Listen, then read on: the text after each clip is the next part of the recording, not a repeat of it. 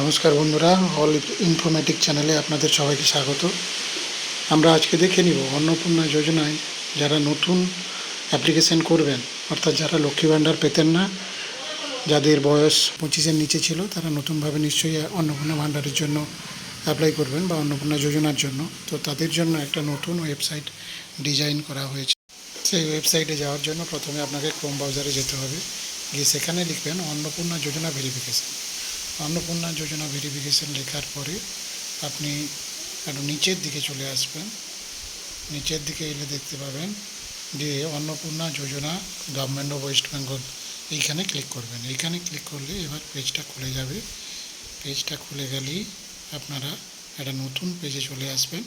এই পেজটাই হচ্ছে কিন্তু নতুন করে যারা অন্নপূর্ণা যোজনার জন্য আবেদন করবেন তাদের জন্য তৈরি এই পোর্টাল। এই পোর্টালে এসেই কিন্তু আপনাদেরকে নতুন করে অনলাইন আবেদন করতে হবে যে আপনারা অন্নপূর্ণা যোজনায় নাম নথিভুক্ত করতে চান, তাহলেই কিন্তু আপনারা এই আওতায় আসতে পারবেন।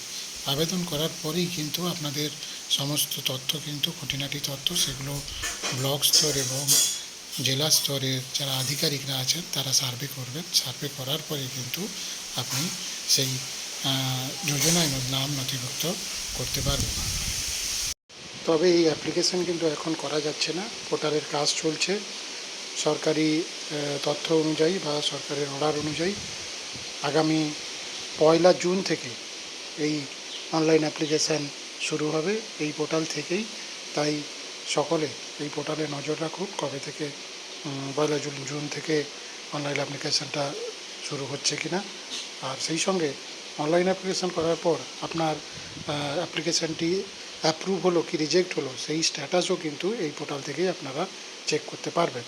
তো সবাইকে অসংখ্য ধন্যবাদ জানাই ভিডিওটি দেখার জন্য। ভিডিওটি ভালো লাগলে অবশ্যই লাইক শেয়ার করতে ভুলবেন না। সেই সঙ্গে বেল আইকনটি প্রেস করে রাখবেন আরও সুন্দর সুন্দর গুরুত্বপূর্ণ ভিডিও পাওয়ার জন্য। সবাইকে ধন্যবাদ, নমস্কার।